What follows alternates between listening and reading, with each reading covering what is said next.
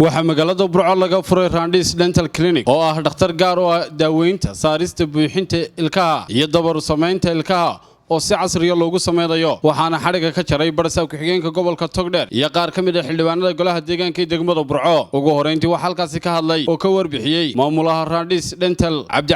Axmed Raage oo bulshada ugu bishaareeyay in qiimo dhimis ay u sameeyeen halkan maanta waxaanu xariga kaga taraynaa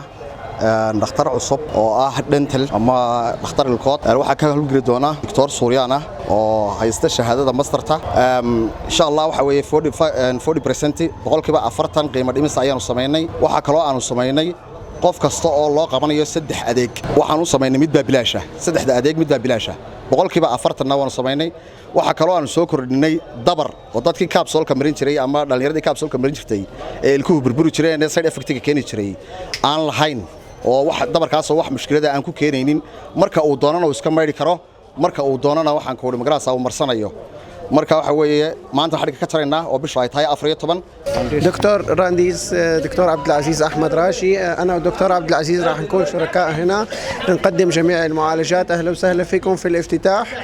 في أول شهر راح يكون عندنا ديسكاونت 40%. راح نعمل المعالجات التقويمية والحشوات والقلع وكل شيء في هذه العيادة. وحيقولنا halkaas ka hadlay barsaab ku-xigeenka gobolka Togdheer Maxamed Cabdilaahi Nafaqo xildhibaan Maxamuud Xasan Dhagalaab iyo Bashiir Xamari oo ka tirsan xisbiga mucaaradka ee cud dadku hargeysumo ula carari jireen ilkaha iyo wax walba inuu la cararaa mar hadii la inoo keenay dhakhtar farshaxana oo ilkaha inoo hagaajinaya annagu dabarka biriga hore aad waxba lagu sheegi jiray waan maagi jiray qofka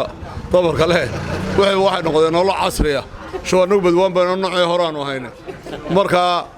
waxaan idin rajaynaynaa inaynu halkan ka shaqeysano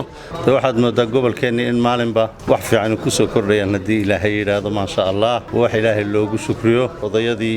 hawlwadanka ka ahaa waxay inoo sheegeen in discount badan ay leedahay inay hawlo badan soo kordhiyeen inay adeegyo badan oo cusub soo kordhiyeen waa baarigaynaa Allah barakeeyaanu leenahay dhammaan gobolkana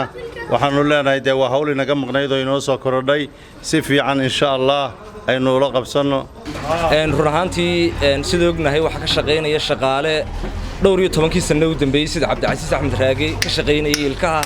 waxaan isleeyahay cid kaga horeysa xagga ilkaha gobolka Togdheer ama magaalada Burco ma jirto horena waanu la macaamil jirnay markaan wal macaamilna haddaad aragtaan ilka wanaagsan waxaan leeyahay sirtu waa Raandhiis gobolkii Togdheer maanta fursad baa u timi ilkii dildilulay ilkii raaraayo ilkii jajabnaaba fursadda laga faa'iideysto boqolkiiba 40 baa diskoona 3 adeeg mid bilaasha war chance baynu haysanaa reer Togdheer oo hadii jeebadu ku ciishay maanta waa ka fursadda inoo timi taayna isqurxina soo dadaala ilaahay ba mahad leh ilaaha maanta inoo sakhiray inaan xariga ka jarno dhakhtar casri ah oo magaciisa la yiraahdo Raandhiis kana shaqeynaya ilkaha qaybihiisa kala duwan waa fursad runtii inoo soo korodhay ilaahay baan ugu mahadnaqaynaa waan u mahad celinaynaa dhalinyarada aqoon-yahanka ee runtii dowrka qaatay waa waxyaalihiin u aadi jirnay Hargeysa iyo meelo fogfog u aadi jirnay ayaa la inoo keenay gobolka Togdheer magaalada Burco inaan ka faa'iideysano oo aan maxay heeteenay waliba qiimo dhimista loo sameeyay inaan ka faa'iideysano insha Allah tacaala ayaan rajaynayaa Raandhiis dentalna insha Allah tacaala waxaan leenahay ilaahay barakeeyo waa baarigaynaa waa Cabdi Koronto telefishinka caalamiga ee Saab magaalada Burco.